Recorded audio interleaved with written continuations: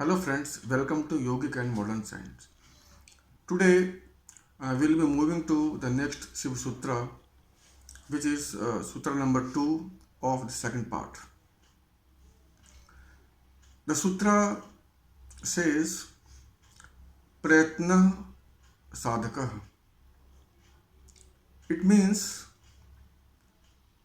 the constant effort, the constant or the perseverance is the sadhak.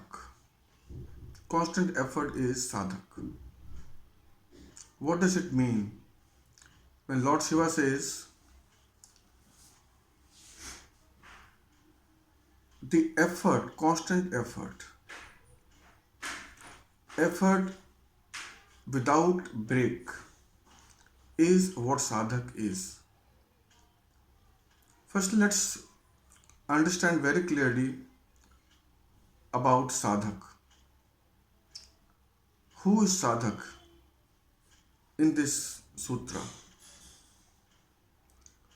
Sadhak is one who has got centered in this cosmos, in this prakriti.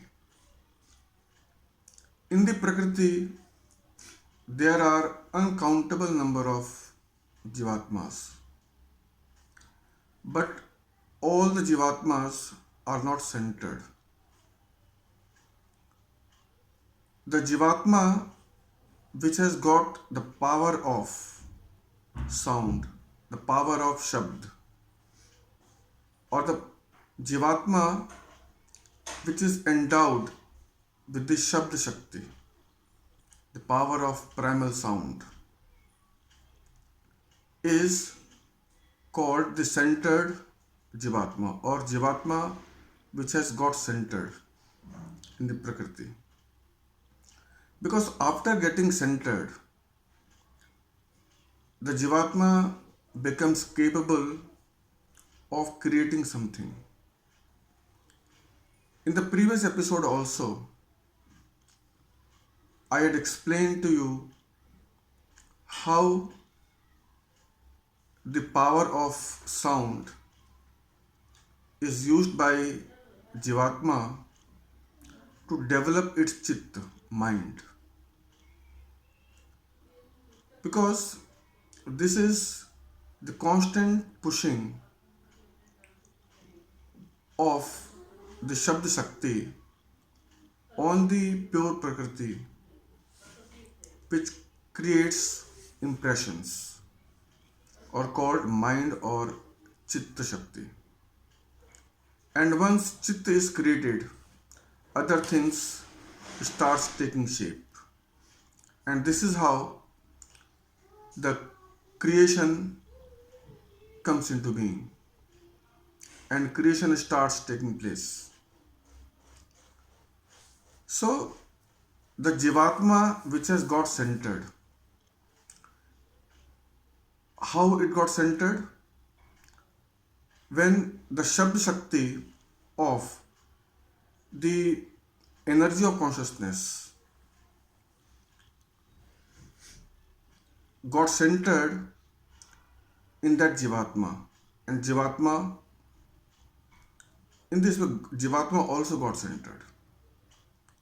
So, with the help of Shabd Shakti, Jivatma center itself or establishes itself in the Prakriti. So, this is the sadhak.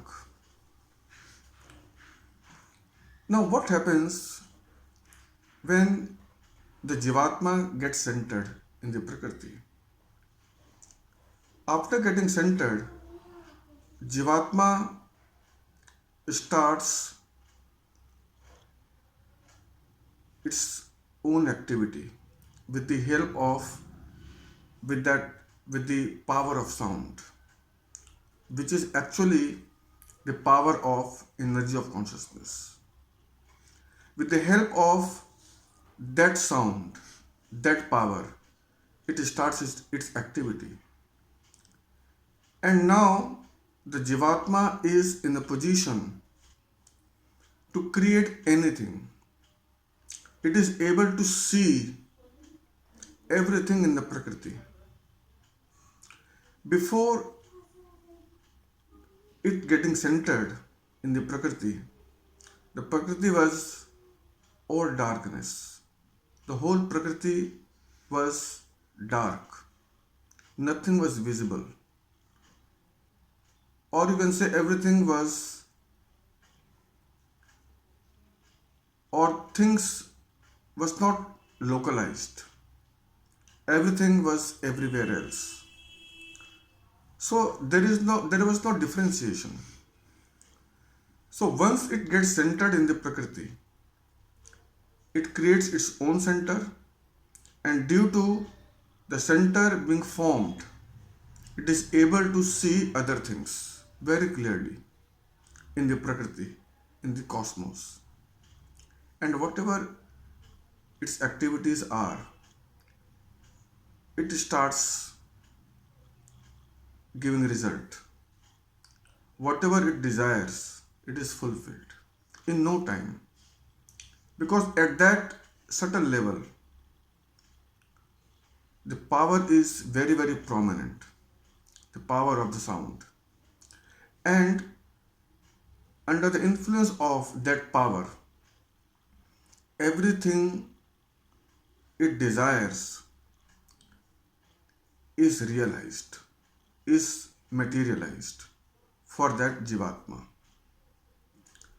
And after jeevatma gets centered in the prakriti, one more thing happens that is very important. What happens is the jeevatma forgets its own true nature when its existence was not localized. It was everywhere in the prakriti. It was in the darkness. So that is forgotten by the jeevatma. Now, as a centered jeevatma, or jeevatma which keeps on creating something or other, some system, it forgets its own original nature. And since it has forgotten its original nature, all the time, each moment, it keeps on doing something or else or other. He thinks, he feels, it does all kinds of things. And whatever it does, it is realized, it is materialized. That is why Lord Shiva says, Prayatna sadhaka. The constant effort is nothing but that sadhak, that centered jeevatma. So this was the sutra number 2 of the second part. Now friends, let's move to the third sutra, which is also very important. Let me read you the third sutra of the second part. The third sutra says, Vidya Sharira Satta Mantra Rahasyam. This sutra is also very, very important. What this sutra is saying, it is saying the cognizance or the sense of being a jeevatma, or sense of being or the knowledge of being, is the secret of mantra. As I have already told you, mantra means the primal sound. Sound, its pitch, its melody. Okay, so these things constitute a mantra. What does mantra do? Mantra makes an impact on the prakriti all the time. Now, what Lord Shiva is saying, due to the influence of this primal sound, the Jivatma gets centered and it gets the feeling of its own existence. Before that, Jivatma does not know anything because it is not localized. It is the whole prakriti, it is pure.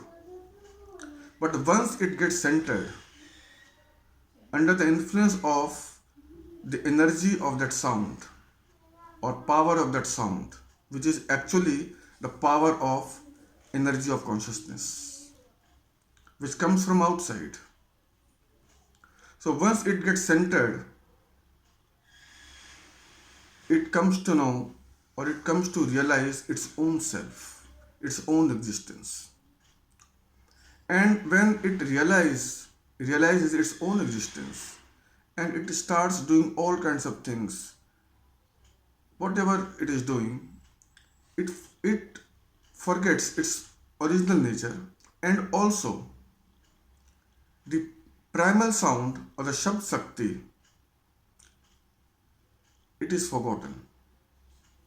It means the effect of that Shabd Shakti is visible, but the Shabd is not visible. It remains, you can say, it remains, but it is not visible to that Jivatma. That is why Lord Shiva is saying mantra rahasyam, the mystery of mantra. So due to the mystery of this mantra, the Jivatma gets the sense of being itself. It gets the sense of its own existence. And it is only due to the power of that Shabd or that primal sound. And that primal sound remains indirect to that Jivatma. It is not visible. Jivatma does not know directly about that sound. But due to that sound only, the Jivatma gets its own feeling. This is what Lord Shiva is trying to convey through this sutra. These two sutras are very important because it gives you the understanding of the primal sound of the pure energy of consciousness or pure energy of parmatma. Because parmatma directly does not participate, does not get involved with the prakriti. It gets involved with the prakriti through its Shabd Shakti, through its power of light, power of sound.